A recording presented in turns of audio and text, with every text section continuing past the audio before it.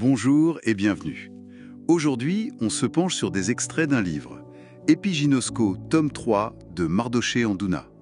Plus précisément, le chapitre « La libération de vos croyances ». Oui, bonjour. L'auteur, il propose une vision assez interpellante.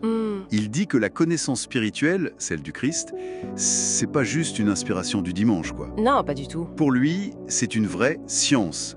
Ça demande un apprentissage rigoureux, comme la médecine ou l'ingénierie. C'est ça. Notre but, c'est un peu de décortiquer cette idée et de voir pourquoi les croyances sont si centrales pour lui. Effectivement. Pour l'auteur, un croyant authentique, ça se définit moins par les rites, les pratiques, D'accord. que par une connaissance profonde, une connaissance de la nature divine qui passe par Christ et qui est révélée par le Saint-Esprit. Et ça bouscule un peu l'idée qu'on pourrait juste attendre passivement que Dieu agisse. Alors justement, allons-y. Il dit que face aux difficultés, se demander pourquoi Dieu n'intervient pas, C'est pas la bonne question. voilà, c'est pas la bonne question. Son argument, c'est que Dieu aurait déjà tout donné. C'est ça, il nous aurait responsabilisés. Avec sa parole, son esprit, il nous mettrait toutes les cartes en main, en quelque sorte. C'est une idée forte, ça, hein? Absolument. Et le point crucial, selon lui, c'est là que ça se joue.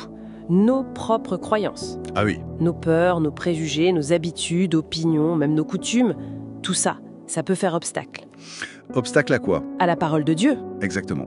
à l'efficacité de cette parole. L'auteur dit qu'elle n'aime pas être mélangée. Mélanger. Oui, mélangée avec nos propres idées, nos doutes. Elle demanderait une confiance totale pour être pleinement efficace. Et d'où elles viennent, ces croyances, qui peuvent interférer? C'est inné? Ah non, justement pas. C'est ça qui est intéressant. Il explique qu'on ne naît pas avec. D'accord. Elles sont façonnées, dès la naissance, par tout notre environnement. La famille, la culture, la langue qu'on parle, nos fréquentations, les médias. Tout ça construit notre être intérieur. C'est le terme qu'il emploie, oui. Et surtout, il insiste sur le fait qu'elles nous appartiennent.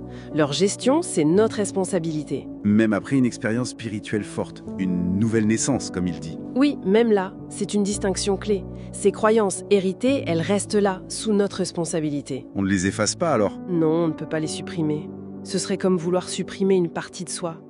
Mais elles peuvent, et selon lui, elles doivent être transformées. Transformer ou renouveler. C'est ça, renouvelées. J'aime bien l'analogie qu'il utilise. Celle de l'arbre. Ah oui, elle est très parlante. Les croyances, ce seraient les racines. Mhm. L'intelligence, le tronc. Le système de pensée, les branches, Les habitudes, le feuillage. et nos actions, les fruits. Exactement. Donc, pour changer les fruits, nos actions, Il faut s'occuper des racines, logique. s'attaquer aux croyances. Mais comment on fait concrètement, selon lui? Comment on s'occupe de ces racines? Alors, il part d'un processus actif, un renouvellement de l'intelligence.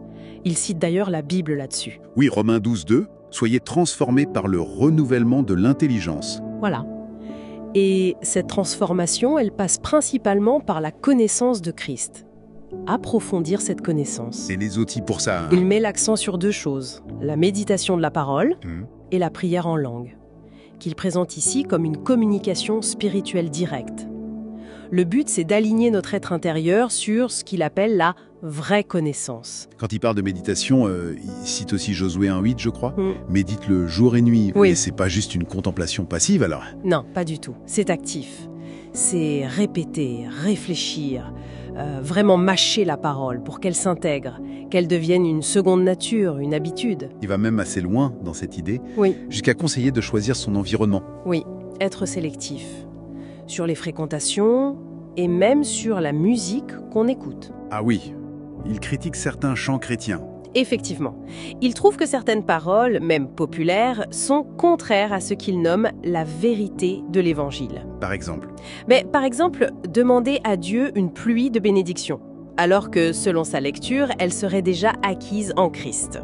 D'accord, je vois. Ou chanter « Personne n'est comme Jésus », alors que le but du croyant, d'après lui, c'est justement de devenir tel qu'il est. Donc cette sélectivité, c'est pour quoi faire au juste? C'est pour nourrir les croyances uniquement avec une seule vérité, qu'il juge fondamentale. Il la résume souvent par une citation. 1 Jean 4.17. C'est ça.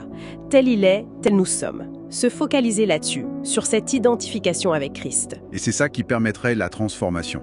De se libérer des croyances limitantes. C'est la voie qu'il propose, oui, pour que ce qu'il appelle la gloire de Dieu puisse se manifester sans entrave. Bon, alors, si on essaie de résumer les points saillants de ces extraits.